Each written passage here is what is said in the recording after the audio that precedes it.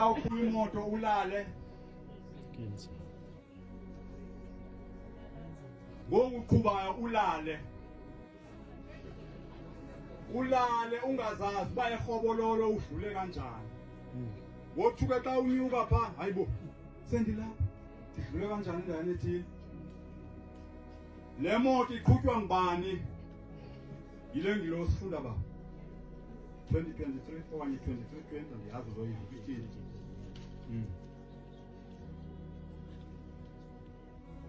uyabona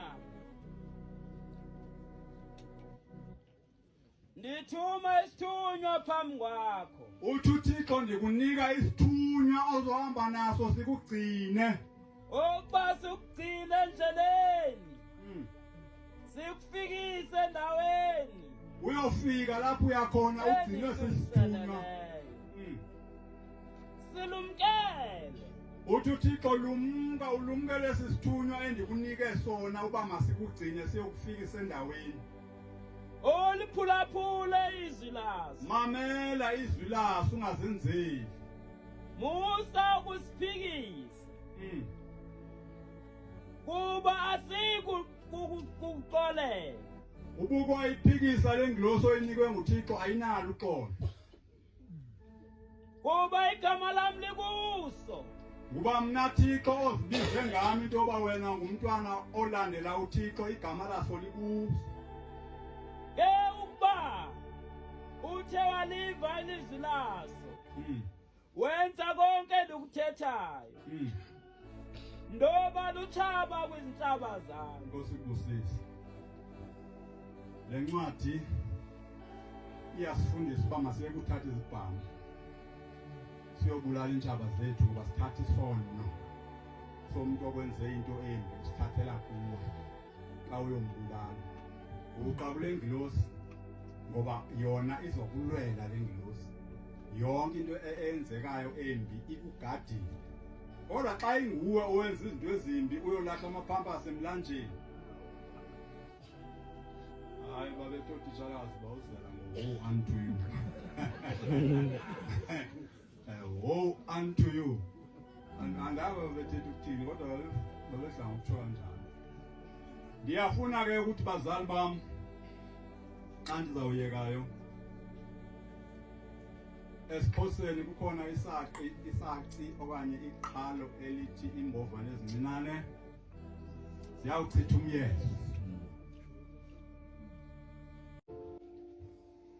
le ncwadi iyasifundisa uba masiye kuthatha izibhamu siyobulala intshaba zethu ngoba sithatha isono somuntu okwenze into embi usithathela kuwe xa uyombulala uqabule ngilosi ngoba yona izokulwela le ngilosi yonke into eyenzekayo embi ikugadile lo shembe ekuthethwa ngaye namhlanje abe nenhlahla lomama abantu abafani bazali bami abanye bayakwazi ukuthi ndiyayikhetha inkosi ethile atsho aye kuyakwazi ukuyilandela ngoba izihlunu zakhe zisuke zisavuma abanye bayayikhetha inkosi abayikhethayo ngokomoya athi ndinqwenela uba kuze kube njeya utshilo umkhokheli kodwa amandla sengasenawo ngokwegazi nangokwepokotho lakhe imenze ke loo nto uba ahlale kule ndawo ahleliyo kodwa ngomoya ekulandawo afuna ukuya kuyo mabonga uNkulunkulu ibe njalo ke indaba yalo mama walapha ekhaya ncwadi kaNumeri 6 evesini lokuqala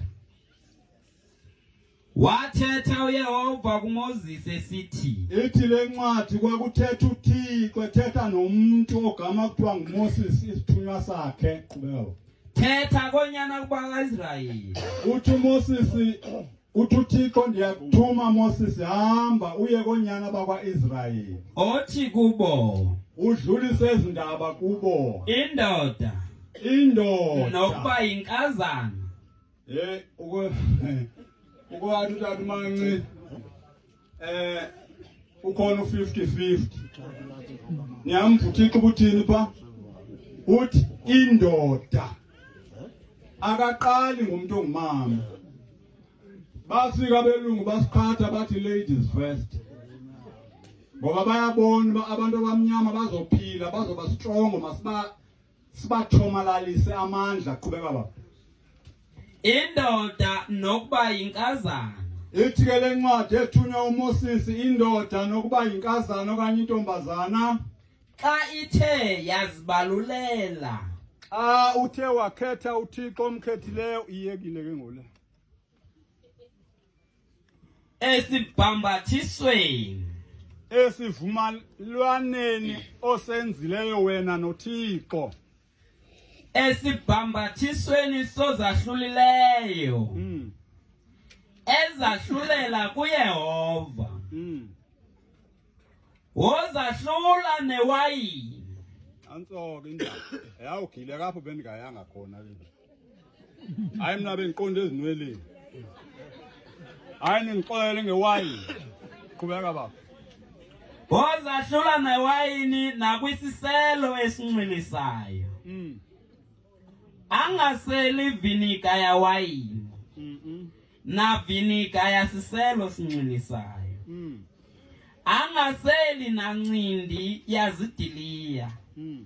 Angadli izidiliya zimanzi nazidiliya zomileyo. Yonke imihla yokuzahlula kwakhe. Aze angadli into yenziweyo ngomdiliya. Itheni ngafiki kwenwele lencwadi iqhubeka baba. Ethabathela ezinkozweni. Hayi lizwiyo lencwadi itheni ngafiki. Yonke imihla yesibhambathiso sokuzahlula kwakhe. Isitsheche. Antso ke uphi nyana? Isitsheche. Masingahambi enhlokweni yakhe. Kuthiwa isitsheche singahlali phezulu kwenhloko yakhe kube sekubanjani? Ide izaliseke imihla azehlulele kuYehova. Kuthiwa ke ide izaliseke imihla yakhe njengoba ezikhethele uYehova inwele zakhe zihlume ziyakazele qhubeka baba. Woba ngcwele. Aziyeke inwele zenhloko yakhe. Zabizwa Zihlume ziyakazele. Inkosi kubusise. Le ndlela ke esifihla ngayo umuntu indlela leyo kaYesu Kristu awayefihlwe ngayo. Amen. Sisayibambile ke ngoba ukugcina imithetho kungumsebenzi ekumele siwenzile thina abalandeli bakaNkulunkulu mabonke shema. Amen. Ndiyafuna ke ukuthi bazali bami kwezincwadi ezimbalwa endizifundileyo okanye nendisazozifunda ayikapheli 30 minutes ebendiyicelile kuno. Ndiyafuna ukuthi uThixo ngicela asikhumbule xa sisonke asikhumbule uThixo sibuyele emikhondweni yezimemezelo zezwi lakhe ngabonga uNkulunkulu. Amen. Akakho umntwana okwazi ukuphila ubomi engawugcini umthetho womzali wakhe. Umntwana othi aphile ubomi ngogcina umthetho womzali wakhe. Lisho elakhaya libonakala liqaqambile likhula libheka phambili ngoba umthetho uyagcina. Nathi ke singabantwana bakaThixo ekufuneka siwuzingele umthetho kaThixo siwulandele. Nangu umbuzo botitshala uyaphi umuntu xa esifa?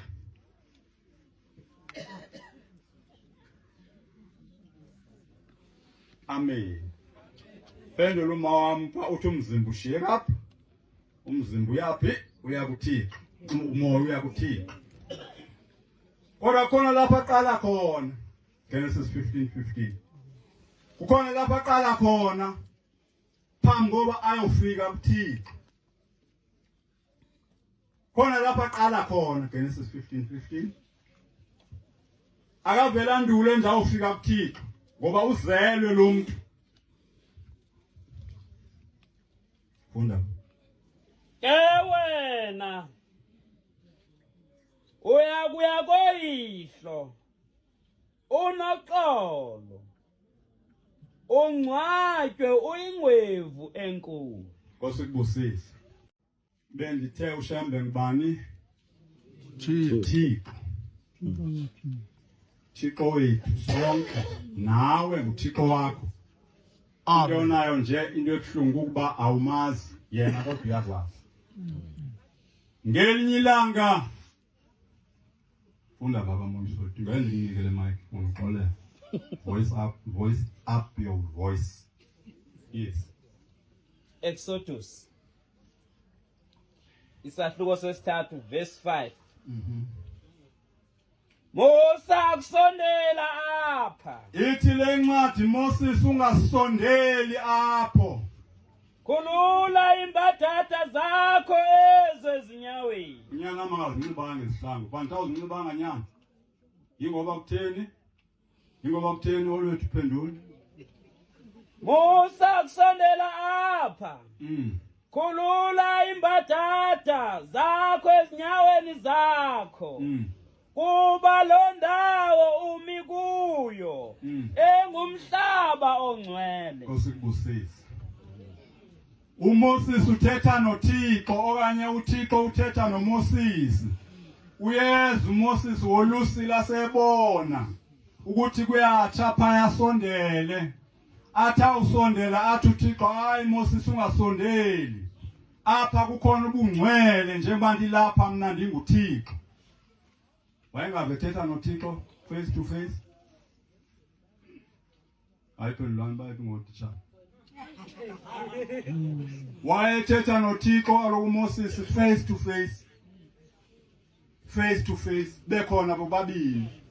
Uthi ke isizathu sokuba athi ungasondeli apha ingoba le ndawo esikuyo ingcwele. Hayi sihamba ngenyawo. Sihamba ngenyawo maAfrika kwethu. Xa sikule nkonzo sihamba ngenyawo. Ngoba sihloniphe umthetho kaThixo. Apho kukho khona uThixo isihlangu asilungi. Asilungi isihlangu.